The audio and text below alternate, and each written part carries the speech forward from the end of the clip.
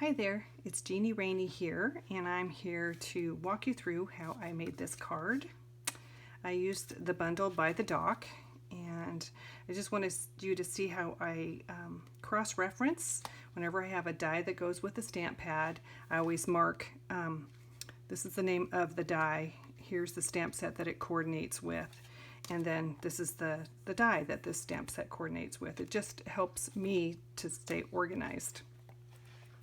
So let's put these things aside and get started on our card. The first thing I'm going to do is stamp my sentiment on my white card front, and that's because I'm going to put texture on it, so I need to stamp my sentiment first. Otherwise, with texture, it makes it hard to stamp on. One thing I forgot to mention is that you should have something on this side to support your Stamparatus. It supports the hinges. So I have my magnet here. I'm going to go ahead and stamp my sentiment. And it's not quite as dark as I want it. I like a real crisp, dark sentiment.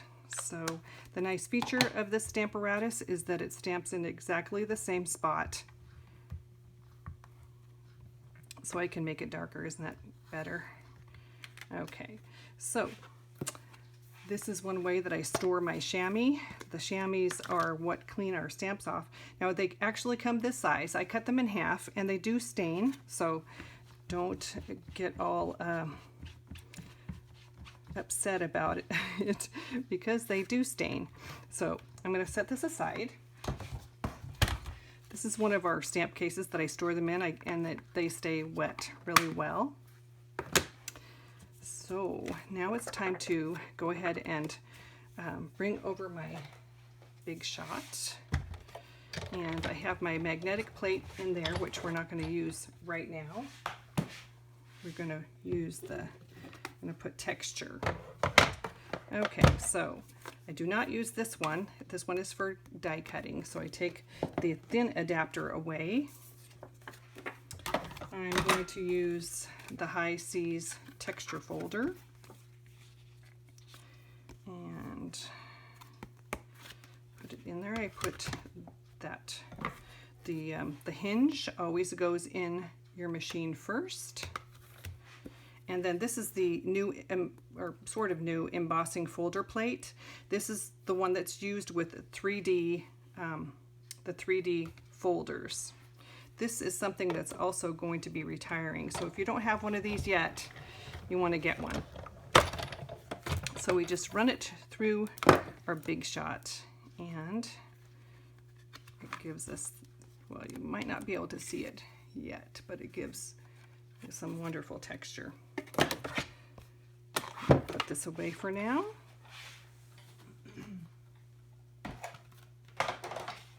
Okay, now we are going to start coloring our water. We're going to sponge. This is one of our older stamp pads. It is a fabric stamp pad, but it still works. So anyways, that's, if you don't recognize it, it's old school. It's from back in the day. Anyway, the color, it still colors great. So when you're sponging, what you want to do is ink up your sponge, and first thing you want to do is tap on your paper first. Now I don't know how to explain why to do that, but for some reason the sponging leaves spots on your work if you don't tap it first. So go ahead and tap your paper. Seems like a waste of ink, but it really makes a difference in your project. You don't have spotches. So let's get a little bit darker here. I am using Pool Party ink. And I take one of our round sponges and cut them down, and I punch a round spot of Pool Party so that when I store them, I know what color it is, and I don't have to wash them. I just have specific colors for each, specific sponges for each color. I think that's good enough for now. Okay, Okay, so we're going to set this aside. The next thing we're going to do is stamp all of our pieces. We're going to be doing some stamping and some coloring. So here's the boat. And it doesn't really matter how dark it is because we're going to be coloring it. So I'm not really concerned with this as much as I was with the sentiment. Okay, we want 2 oars. Oops, I'm hoping I'm in the camera. Let's do it here. 1 there. And 1 there. Okay. Clean them off and set them aside. And then we're going to do 3 of the seagulls. 1, 2, 3. Just wash those off and put them aside. Okay, then we're going to bring in our markers to color them with. We're going to be using our Stampin' Blends. These are so nice for giving texture or making appear to be texture. I'm going to color this in really quick with the light crumb cake. Now the way that alcohol markers work is that the more wet it is, the easier it is to blend. So I'm going to get it really wet with my lightest color. I like to use the lightest color first. Then I'm going to go in with the dark crumb cake and give some shadowing. Nice thing about our stamps is they show you exactly where you need to shadow. One thing to know about alcohol markers is when they dry, the color is a lot lighter than when it's wet. Keep that in mind. Okay, so then what I'm going to do is come back in with my light and blend it because I don't want those lines. I want it to look very blended and very real, shadowing.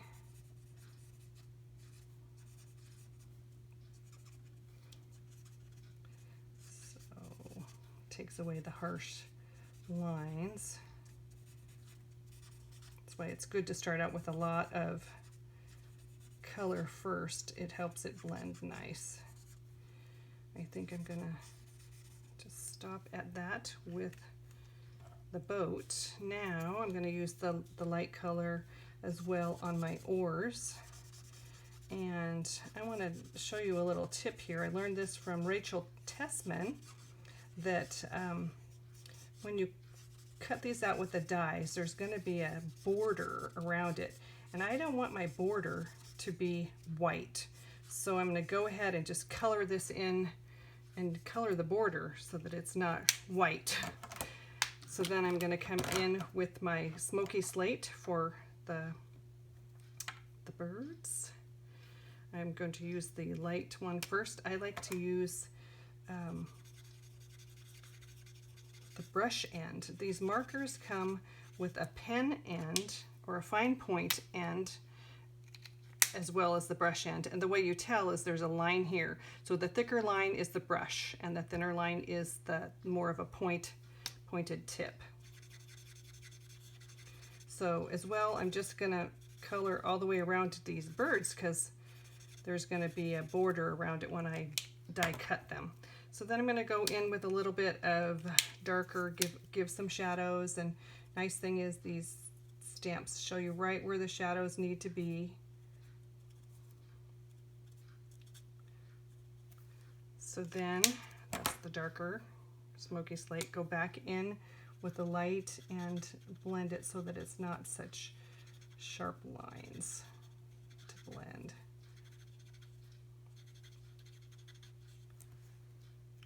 Okay, all right, so that's those, and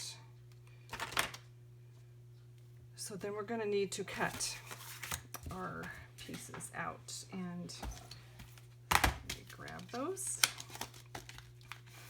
So we need the boat, and it's really nice in this set. You get 2 of the oars, so you can cut those out at the same time.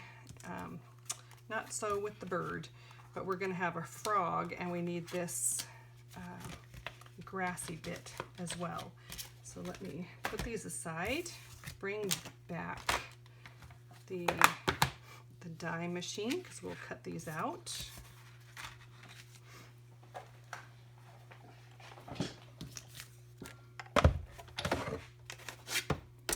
Okay, now this is my magnetic cutting plate, and it makes it so nice because it helps to hold the pieces in place.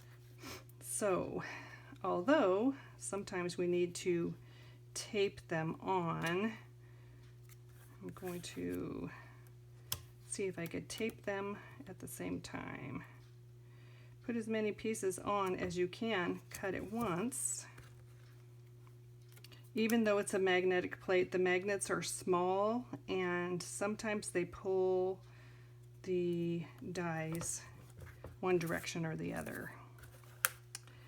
So I'm gonna position these, and then I need a nice grass piece. I don't need to, these have blades on one side, or so the blades go down to cut through your paper. The frog is going to be out of a green, so we'll set that aside.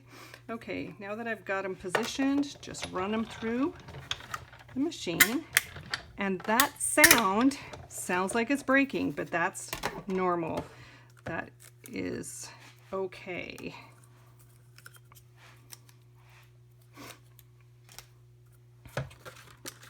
All my little bits.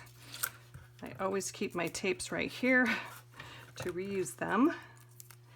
Oh, I wanted to share with you too, there's different kinds of tapes to use. I found this removable labeling tape. It's Post-it, so it's not real strong. It works really well because it doesn't tear your cardstock.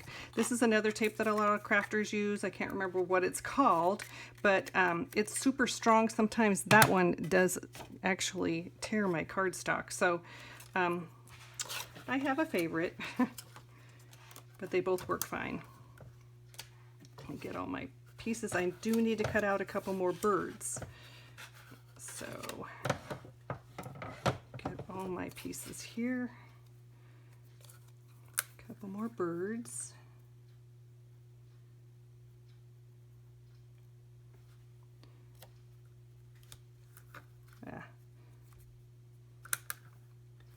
Trying to do this quickly. I don't want to.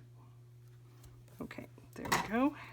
Another crank through.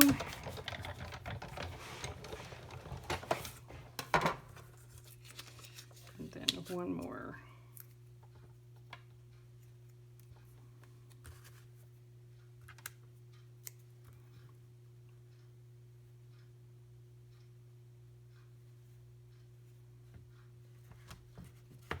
These are so tiny, tiny for my fingers.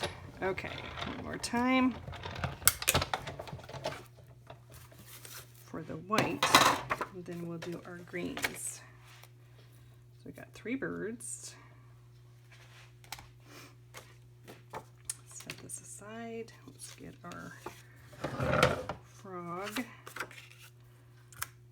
He just wants to jump right on there. Frog and our, let's see if I can, oops, there's the white one.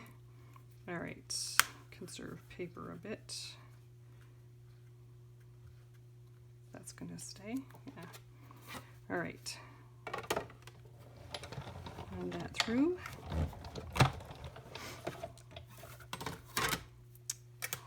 One more, there's our frog.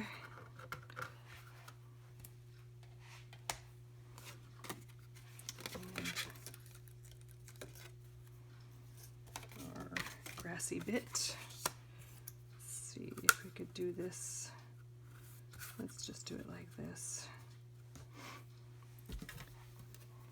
Whenever you use your die cutting machine, think of it as a sandwich. You always have to have one cutting pad under it and one over it. So that's how it works. Here's our bread for our sandwich, and your paper goes inside. This again is the magnetic plate, and it's designed, it's kind of interesting. I don't know if you'll be able to see that the magnets are little round dots, and that's why sometimes you have to tape your dies to it, because the magnet will pull on little things. The magnet might pull your die away from your paper or your stamped image. Okay, let's get these out of the way. Okay, we do need to color this white.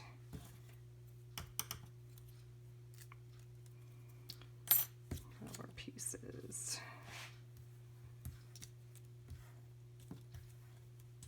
The bird. Okay, so we're going to color this white one. We're going to use our crumb cake and just color the ground.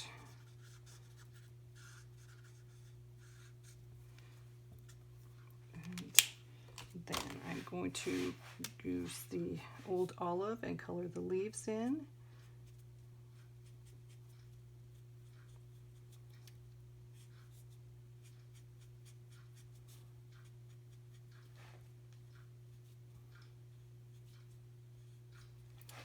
And then I think these little things are little grassy things, so I'm going to go ahead and put some green there too. And I'm going to also use my dark crumb cake to put some little lines through it, so it's not just all one color. Then I'm going to take my crumb cake and make my ground here on my card front. I kind of go up maybe 3/4 of an inch or so. And then put little bits of crumb cake in there, or the darker, kind of to give, oops, I just moved my camera. All right, just to give a little bit of variation of color in here. There we go. And those are the light and dark crumb cake. Okay, am I ready to assemble? No, I need to color. I'm going to use soft suede dark to color in these little tops of these. Whoops, I'm going to use my brush end.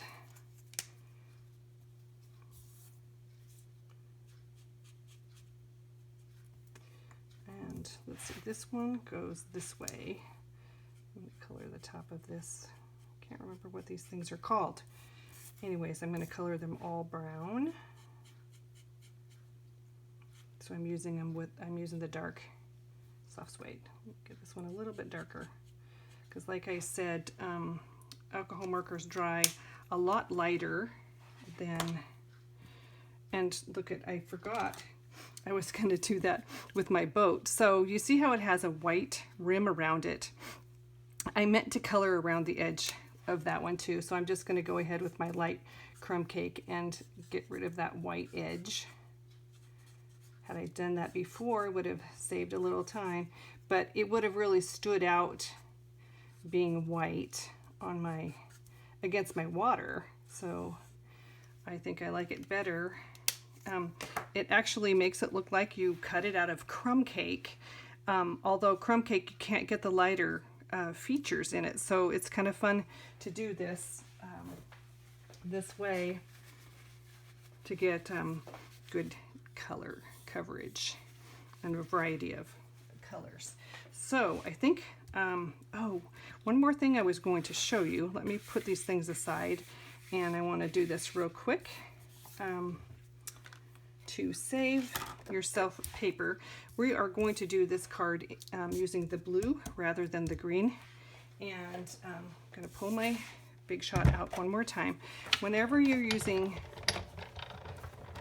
designer series paper as a layer, it's a good idea to go ahead and take one of your rectangles dies and cut out the center, because that's a very usable piece of why cover it up when you can cut it out and use it on another card.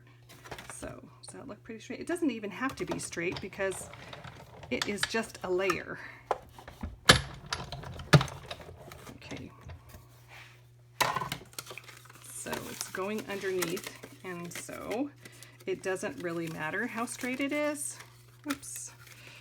And it wants to stick too much. Be careful. All right.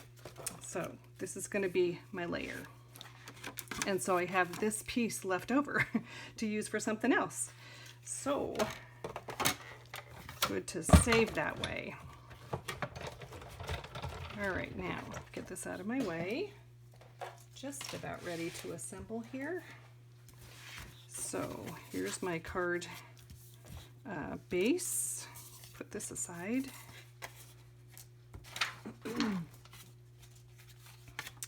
And all my bits.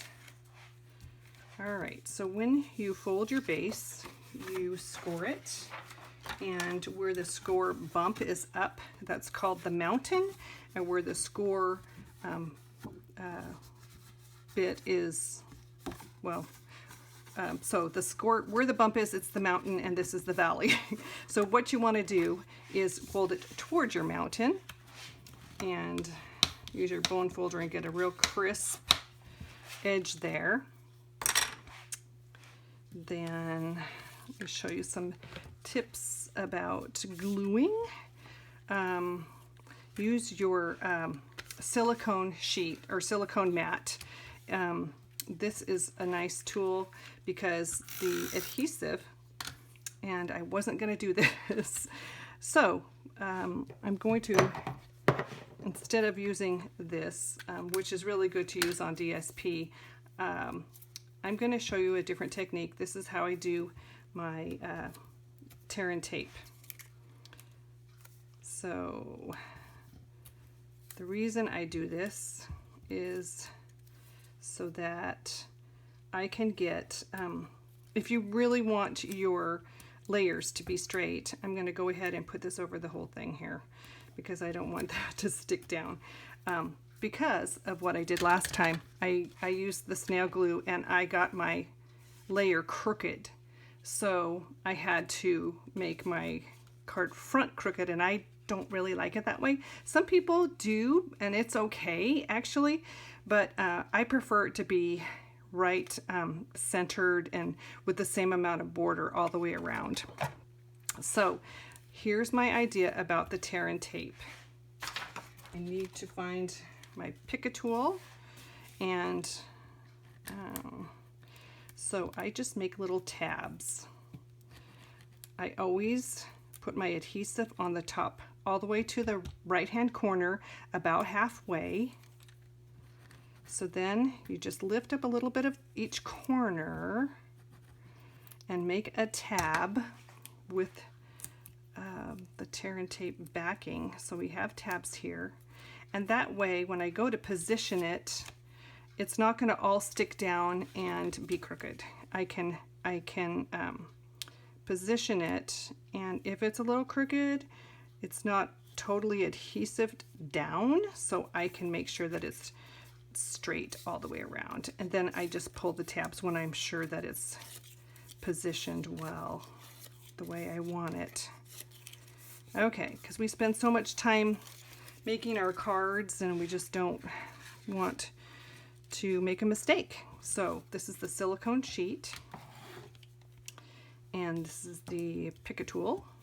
So let's go to my other next favorite adhesive, and that is the multi-purpose liquid. I'm gonna take a seat here while I finish assembling the front.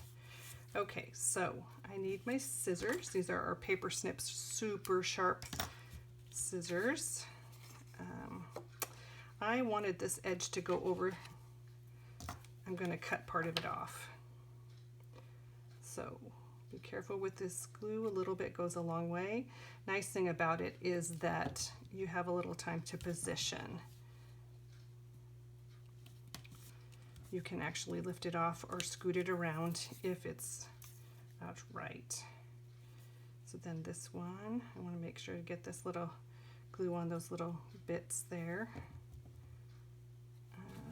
This one's gonna do that side, and then I'm just gonna snip off the overflow.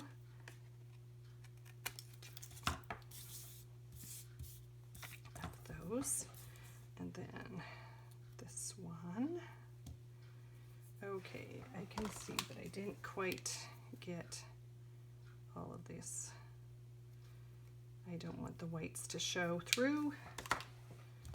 All right, a little bit of adhesive. This,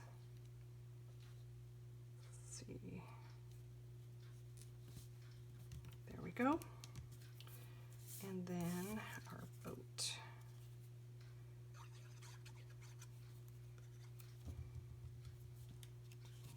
All right. Oh, there's one more thing I didn't do on these oars with my Stampin' Write marker with the fine end. I wrote some words.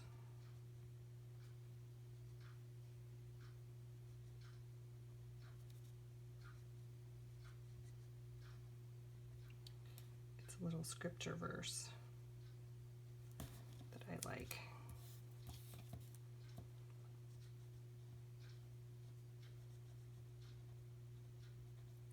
I think my marker is drying a little bit.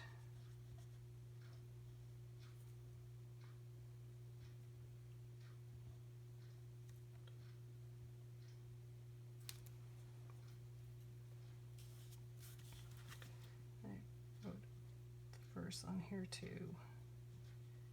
James 2:18.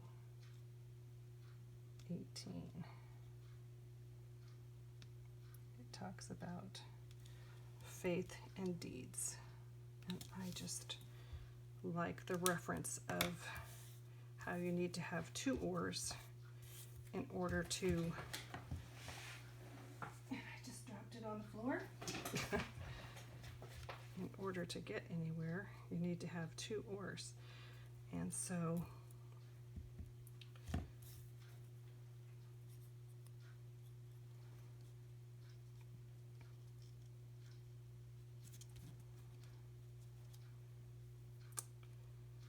kind of goes along with being thankful for people's actions of good deeds. And so we just need our birds. I'll put one over here.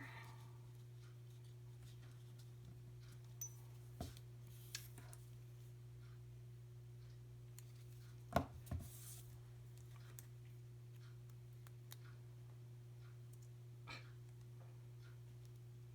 over here.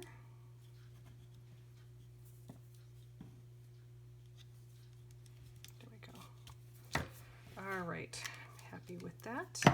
Now again with my tear and tape, so I can position this. Oh, you can see how I did not use the magnet with my Stamparatus, and so the paper moved, and so I had to do it over.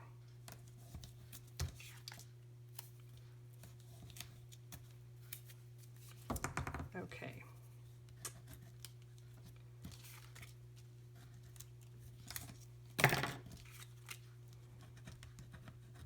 Almost done here. We forgot the frog. We'll put that on last. Get our little tabs here. And I like it to be straight. I'm hoping I'm in the camera here. I keep forgetting what I'm doing. I'm not just talking to myself. Okay, here we go. So Once it looks like it's pretty straight, just go ahead and pull the tabs off.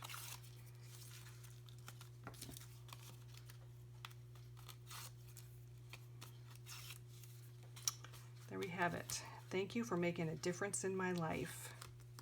I like it. So this time I used the blue DSP. Where's my first card? So you see the differences. One of them I offset it a little bit, and this one is straight, and this one I used the green. Oh, I forgot to put my frog on. Let's get him on there and then we'll be done. It's got to be jumping. There we go. Jumping right off the paper. Okay, so that was fun.